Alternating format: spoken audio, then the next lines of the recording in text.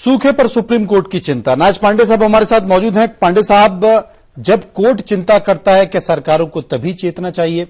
इसके साथ साथ मैं आपसे यह भी पूछना चाहता हूं कि ऐसी तमाम सारी योजना है, मनरेगा है, फसल बीमा योजना है, इसके साथ साथ बहुत सारे मुआवजे भी किए हैं, कर्ज माफी की भी बात आती है, लेकिन ऐसी कौन सा तरीका है? आपने कुछ तरीके बताए, लेकिन ऐसा कौन सा तरीका है कि किसानों को, वो किसान जो सूखे की चपेट में है, वो किसान जिसकी फसल बर्बाद हो गई है, उन किसानों को भरोसा हो सके सरकार पर और प्रशासन पर? सबसे बड़ी बात यह है कि सूखे को निपटने के लिए गैर राजनीतिक तरीके से अपने को निपटना पड़ेगा। जी, हमको राजनीति अलग रखना पड़ेगा। पहले सूखे की बात करें, किसानों की बात करें, वहां की जनता की बात करें, तब जाकर हम लोग बात करेंगे। नंबर एक। नंबर दो, वहां पर जो योजनाएं चल रही, जैसे उदाहरणार्थ के लिए राजीव गांधी वाटरशेड योजना, जी, एक पंच एक तालाब योजना या पानी बचाओ योजना, इस टाइप की योजना पर हम लोग को सख्ती से अपने को काम करना पड़ेगा। नंबर दो। नंबर तीन, वाटर कंजर्वेशन एक्ट का पालन पूरा तरह से करना। जैसे फॉर एग्जाम्पल मैं बताना चाहता हूं कि वाटर, जैसे मान लीजिए हैंडपंप्स, नए हैंडपंप्स लगाते हुए पुराने हैंडपंप जितने हैं उतने भी ठीक तरह से रखे हम लोग, इसी में पानी बराबर रखे। राइजिंग पाइप्स हमको ठीक तरह से लगाए वहां पर, तब जाकर पानी मिल सके। और तीसरी बात, स्टॉप डैम्स, फलाना डिकाना, जितनी भी हमारी योजना है वो ठीक तरह से करे, तब जाकर हमको ये लेकिन नाज पांडे साहब, सरकार के पास तो फंड नहीं है। सरकार तो पैसा का ओनर होती है और केंद्र की सरकार के पास पैसा नहीं है। सरकार के पास फंड जितने फंड से उससे में ये काम हो सकता है।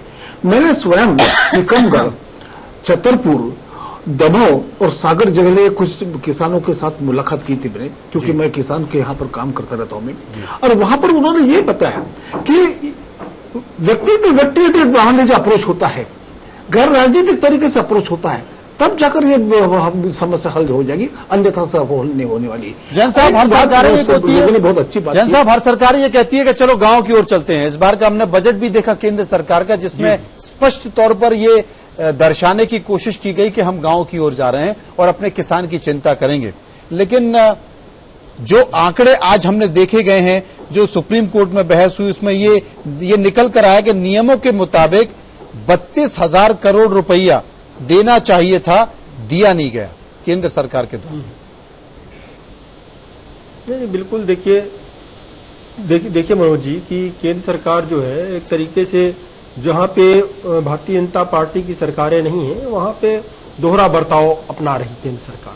उत्तर प्रदेश सरकार ने जब ओलावृष्टि हुई थी तो उत्तर प्रदेश सरकार ने 7,000 करोड़ रुपए का मेमोरेंडम केंद्र सरकार को बना के भेजा था, जी, जिसमें से मात्र 2,800 करोड़ रुपए उत्तर प्रदेश सरकार को केंद्र से मिले, और उत्तर प्रदेश सरकार ने 3,200 करोड़ रुपए किसानों को राहत देते हुए उसको बांटा। और जो सूखा, और जो केंद्र सरकार ने कहा था कि हम आकलन करवा करके जो भी क्षति हुई है किसानों की, तो चूंकि उन्होंने खाता खोलने का एक प्लान रखा, कहा कि हम किसानों के खातों में सीधे अपने हिस्से का पैसा, जो केंद्र के हिस्से का है 50%, वो सीधे उनके खातों में डालेंगे।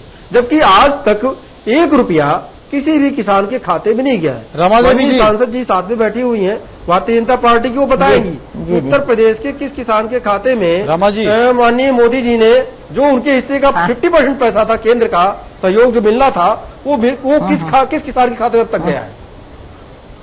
रमा जी, अब किस खाते में गया है, जब तक ले राजनीति करना लोग नहीं छोड़ेगा और उल्टा सीधा बयान देना नहीं छोड़ेगा, किसान का कभी भी उद्धार नहीं होगा। जितनी योजनाएं अगर चलाने का कार्यक्रम, देखिए सीधा जवाब दीजिए आप, नहीं कि कितने किसानों के अकाउंट में केंद्र सरकार ने पैसा भेजा है। ये तो डाटा मैं नहीं ली हूँ, डाटा लेने के बाद ही मैं सच बताऊंगी। तो आप बताइए ना। मैं करती हूँ लेकिन झूठ नहीं बोलती हूँ। नहीं, देखिए ये बड़ी बात है। जो योजनाएं चल रही है, सरकार हमारी तब नहीं, ये जान रहे हैं कि सुप्रीम कोर्ट ने जो वार्निंग दिया है बहुत अच्छी तरह किसानों के लिए सोच कर दिया है। अगर पैसे नहीं पहुंचे हैं तो ये चीज की जानकारी हम लेकर बताएंगे। अगर पहुंची है तो बड़े बड़े नेता के पॉकेट में चली गई है, ये भी आप जानते हैं। बुंदेला जी, बंटवारा संक्षेप में कैसे देना हम जानते हैं। मैं आपको भाग नहीं रहे कि केंद्र ने कहा था जो पैसा सीधे किसानों के खातों में डालेंगे, जब किसान के खाते में जाएगा, हाँ किसान का खाता जाएगा बीच में। नहीं, ये किसानों के खातों में गया है, लेकिन बांटने में जो बंदरबाट होता है इस पर ध्यान देने की बात देखिए, अगर मनोज जी आप अगर सर्वे करें तो जिन किसानों के पास पैसा जाता है उनसे पहले ही पार्टी के लोग एक चेक, अरे अगर आप इनको शांत करेंगे तभी बोल पाऊंगा। जी बोलिए बोलिए। मैं ये कह रहा था कि अगर आप सर्वे करें तो उत्तर प्रदेश के बुंदेलखंड की मैं गारंटी देता हूं, क्योंकि मैं वहीं का रहने वाला हूं और मेरे गांव मेरी भतीजी, खुद की मेरी भतीजी प्रधान है जमुनिया कला बिरगुआ की, तो आप पता लगा सकते हैं जिन जिन किसानों के पास पैसे गए उनके खाते में, वहां पर पार्टी के नेताओं ने उनसे उसके पहले ही चेक ले लिए हैं और उन चेक पर दस्तखत कर लिए गए हैं। ये स्थिति है। मेरा कहने का मतलब है किसानों की दुर्दशा सुधारने के लिए मैं केवल एक सजेशन ही दे सकता हूं, बाकी राजनीतिक पार्टियां जो तय करें उनको तय करें। मुकेश जी, दरअसल क्या किया हमने, उन लोगों को हमने पढ़ाया लिखाया नहीं है। अब आप उनको अमेरिकन पॉइंट ऑफ व्यू से, ऑस्ट्रेलियन पॉइंट ऑफ व्यू से खेती करना सिखाएंगे तो कभी नहीं सीख पाएंगे। या तो उनको इतना एजुकेटेड बनाइए कि उस पद्धति को वो समझ लें और उसका समावेश करके उसके हिसाब से काम करें। वो खाओ देहात का आदमी जो मिट्टी सूंघ कर बता देता है कि अभी बीज बोना है, बादल देख के बताता है कि अभी पानी बरसेगा नहीं, उसको अगर आप अंग्रेजी पद्धति से पहले आपने उसमें खाद डाल डाल के उनकी खेतों की ऐसी तैसी कर दी, उनकी मिट्टी की ऐसी तरह, अब आप उनसे कहते हैं कि जैविक उत्पादन करिए। कैसी दुर्दशा में वो आदमी जी रहा है। और सबसे बड़ी बात मनोज जी, आखिरी पॉइंट, इस देश का दुर्भाग्य देखिए मनोज जी, अपनी कोई बात स्पष्ट होकर नहीं आ पाई। कीमत तय करने के लिए किसानों को भी और संघर्ष करना होगा। 1 भी रुपया डाला मुकेश जी, संघर्ष और सामने आ गया।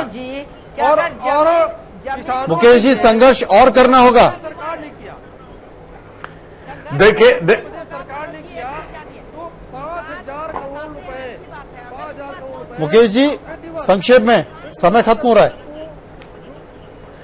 मनोज जी, मैं ये कहना चाहता हूं कि पिछले साल मध्य प्रदेश की सरकार को केंद्र सरकार ने 12,000 करोड़ कम दिए और इस साल 17,000 करोड़ रुपए कम दिए। सर्व शिक्षा अभियान, मनरेगा, सिंचाई, शिक्षा, स्वास्थ्य जैसे सामाजिक क्षेत्र में बहुत बड़ी कटौती की, जिसके चलते जो ग्रामीण क्षेत्र की प्राथमिकताएं हैं वो बिगड़ गई और उसके कारण किसान आज संघर्ष कर रहा है और पीड़ा भुगत रहा है। हितग्राही मूलक योजनाएं देहातों की पूरी ठप पड़ी हुई है, किसानों को किसी प्रकार की कोई मदद नहीं मिली।